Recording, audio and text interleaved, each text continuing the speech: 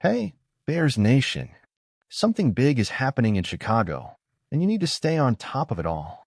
Ryan Poles is about to make decisions that could change the future of the franchise. But is he betting on the right pieces?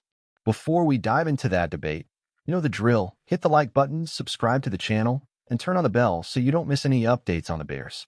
Now, let's get to the point. Chicago is in the middle of a chess game, and every move could define Caleb Williams' success. One of the most talked about names is Tim Patrick. He's an unexpected bet to fill the space left by Keenan Allen. But can a guy who survived devastating injuries really fill the shoes of a receiver who racked up over 1,200 yards per season? Resilience, he's got it. But is that enough to be a reliable target for a young quarterback? And it doesn't stop there. TJ Edwards was a true warrior last season, accumulating 129 tackles on a defense that struggled. Does he deserve a new contract now? Or should the Bears wait and risk seeing him ask for big money in 2025? A linebacker of his caliber doesn't come around every day, but investing heavily in him without fixing the defensive system could be a mistake. And the most controversial name of all, Aaron Jones. That's right, the same Aaron Jones who has tormented the Bears for years may now wear blue and orange. A genius move or a disaster waiting to happen. He still has talent and came off a solid season, but at 30 years old and with an injury history, can he carry the ground game? And more, without a dominant offensive line, even the best running backs in the world struggle. The big dilemma of the Bears offseason is clear. Bet on expensive stars or rely on cheaper veterans. Look for young talent or ensure stability. Now I want to hear from you, Bears Nation. Can Tim Patrick be a useful WR3, or are we just filling a hole? Does TJ Edwards deserve a new contract now, or would that be a strategic mistake? Can Aaron Jones be the missing piece, or are the Bears repeating past mistakes? Leave your thoughts in the comments, and let's discuss. And of course, if you want to stay updated on everything Bears, subscribe to Bears News Fan Report and don't miss any of this journey. Speaking of bets, we can't ignore the pressure on Caleb Williams. He arrives with star status, but is the franchise really giving him the right tools to shine? The offensive line still needs to prove it can protect him. If the protection doesn't come, what good is having a talented quarterback? We've seen this happen before with promising young players who didn't have support and ended up lost in the NFL. Another point of concern, the offensive scheme. Shane Waldron has the mission of turning Williams' raw talent into a dynamic and efficient attack. But the big question is, will he be able to get the best out of the young QB? Or will we see a rigid system that limits his potential?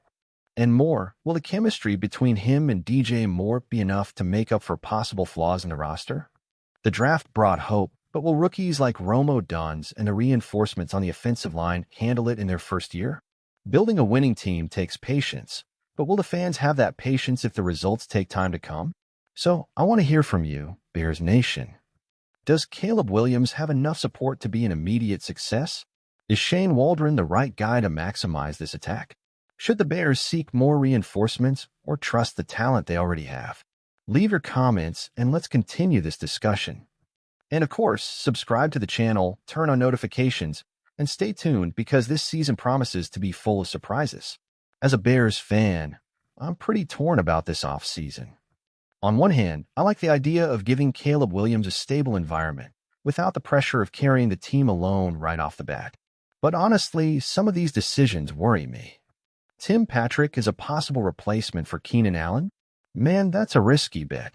He's got grit, he's survived serious injuries, but he's never been a WR1 in the league. If the idea is to have him as a WR3 or WR4, fine, he can add depth. But if Ryan Poles really thinks Patrick can fill a 1,200-yard hole, that's stretching it. This offense needs a reliable playmaker alongside DJ Moore, and I'm not sure betting on cheap veterans will solve that. TJ Edwards is a monster. No one can deny that. The guy led the defense alone while the system crumbled around him. But what's the plan? Give him a contract and continue with a defense without identity? If the Bears don't strengthen this unit, keeping Edwards could just be a band-aid. He deserves to be the centerpiece of a solid scheme, not a firefighter putting out fires all the time. Now, Aaron Jones, this is a name that divides opinions. He's got talent and experience, but he's past 30. The NFL history shows that RBs at that age decline quickly. If he comes as part of a committee alongside Swift, it could be a smart move. But relying on him as RB1, that could be repeating past mistakes. The truth is that Ryan Poles is playing a risky game of chess. If these bets pay off, the Bears could surprise the NFL and speed up this rebuild. But if they don't, we'll be looking at another year of frustration and unanswered questions. So I ask you, do these offseason decisions make sense, or are we about to make the same mistakes again? Look, I really want to believe that Ryan Poles knows what he's doing, but some of these decisions leave me with reservations. There's no denying that he's trying to balance the future with the present. But is betting on cheap veterans the best way when we have a rookie QB who needs all the help he can get? The Tim Patrick situation worries me. I love his story, his resilience, the fact that he knows Ben Johnson's system. But let's face reality. The guy has never been a WR1 in his career, and now after serious injuries, can he replace Keenan Allen's absence? We can't kid ourselves, a young offense like the Bears needs an elite receiver to help Caleb Williams develop. If the idea is to bring Patrick as a WR3 or WR4, fine. But if they're expecting him to be one of the main targets, that's concerning. TJ Edwards' situation is a classic dilemma. Pay him now and secure a leader in the middle of the defense, or wait and risk losing him in the future. I really like him. I think he's one of the most underrated players on the roster, but he needs help. What's the point of having 129 tackles if the defense is still a mess? If the Bears don't strengthen the front seven and bring in better pieces around him, giving Edwards a new contract could just be throwing money away. And here comes the Aaron Jones question. Man, I respect everything he's done for the Packers. He's always been a thorn in the Bears' side and has undeniable talent. But he's over 30 now, and for a running back, that's a problem. If he comes as part of a committee alongside Swift, I think it could be an interesting move. But relying on him as RB1, that's repeating the same mistakes we've seen before with veterans who came in and didn't deliver. In the end, all of this seems like one big gamble. If these moves work out, the Bears could surprise and build something solid around Caleb Williams. But if they don't, we'll see another year of frustration, unanswered questions, and worse, we'll waste the beginning of an extremely promising QB's career. And you guys, what do you think?